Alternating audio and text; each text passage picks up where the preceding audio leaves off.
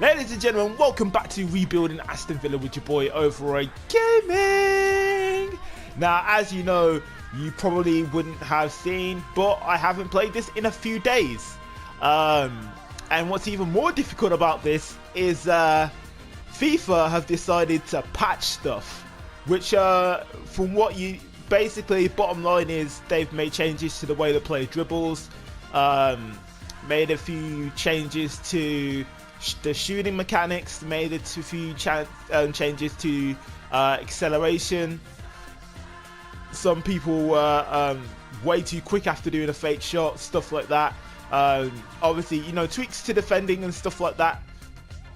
Don't know if the patches apply in this career mode because I started it pretty much as soon as I got the game. But there's been some changes, so hopefully we don't suffer when the patches change.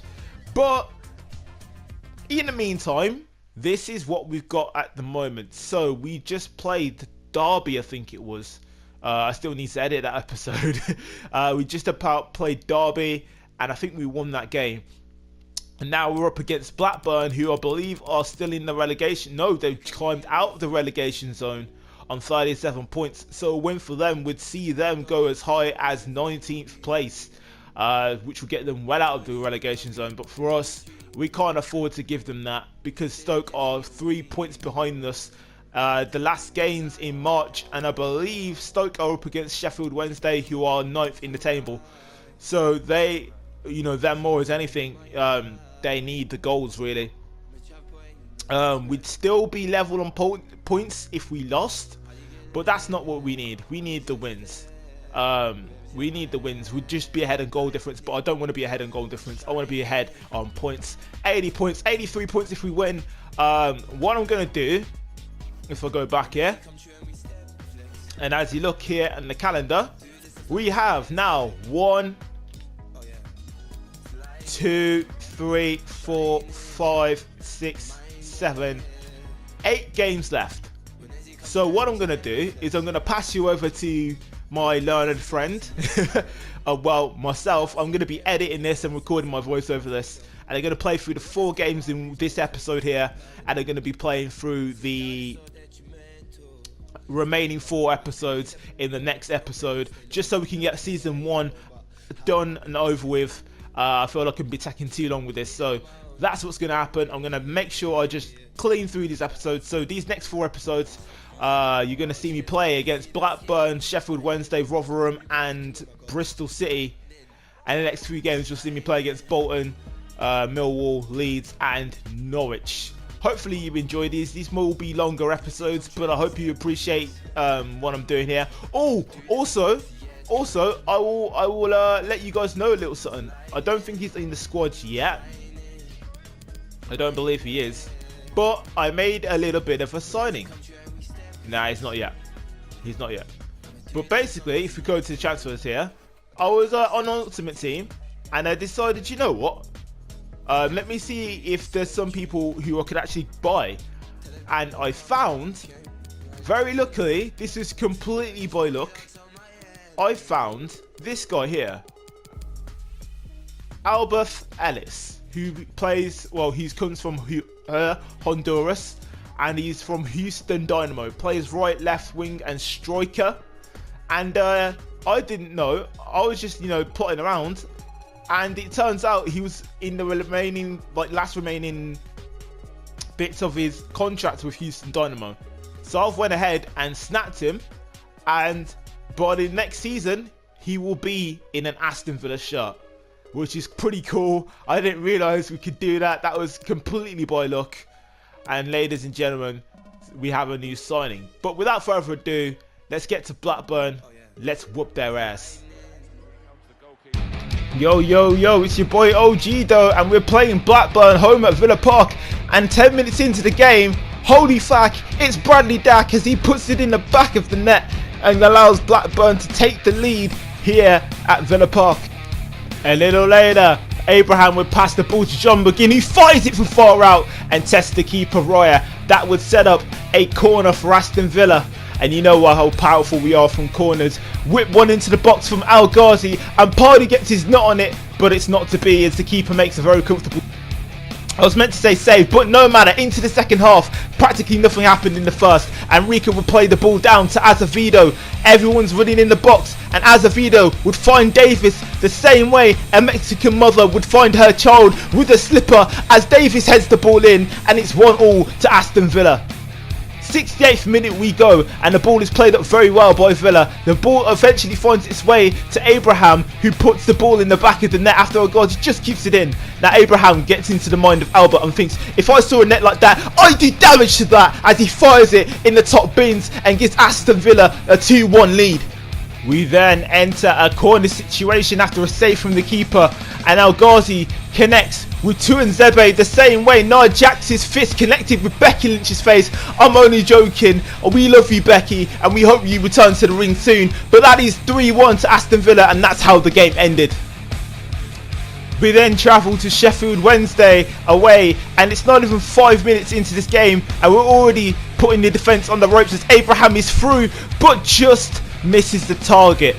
Chester's up in striker for some reason. I'm going to stick with it for the time being as he goes down the wing pressuring Fox. Don't know why he's up here, but we're going to go with it. Goes back to Abraham, back to I was about to say Davis. He goes to Chester and he draws the foul, and I realise there's this sort of glitch. I don't know if anybody else has the same thing, but if you change the formation before the start of a match, somehow it decides to switch all your players around.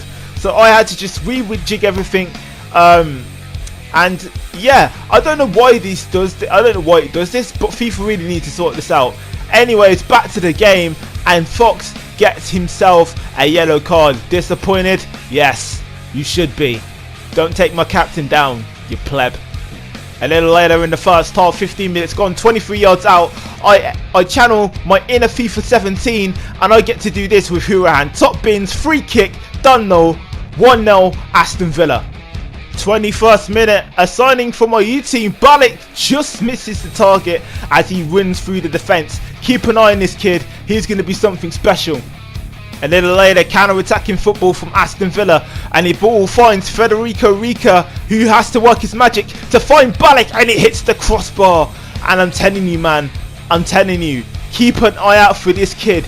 He's going to score a banger later on in this match. What's this? It looks like Sheffield Wednesday are advancing down the pitch. The ball gets to Reach, he goes back to Forestieri, pings it back 1-2.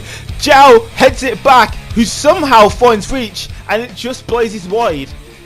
74th minute, the ball gets past him again. He passes it to... Oh my god! Somebody call that geezer from Honey I Shrunk the Kids, because that is a banger!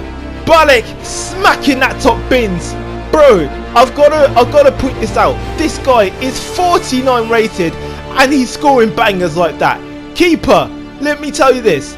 If you're a goalkeeper and you're letting someone who's 49 rated score a goal like that past you, bro, go to EA and tell them to take you out of the game. But anyways, 82nd minute, and the ball has been dispossessed. Sheffield Wednesday have a chance, and Boyd passes it to Reach, who gets a save out of the keeper. Doesn't do anything, but it forces a corner. Zhao takes it. He pings it into the box, and it finds Forestieri. No, it doesn't. It goes back to Boyd, who crosses it back to Zhao. And it's a bit of a scramble in the box as Moreira can't clear his lines, and the keeper couldn't do anything about it. The game finishes 2-0. This time we are away at Rotherham, and we pass the ball to Yannick Bolasie, who passes the ball to Scott Hulk Hogan, who passes the ball to Davis, who finesses it, and the keeper gets a save, which forces the corner. Villa very on top of Rotherham at the moment. El Ghazi will whip this one into box.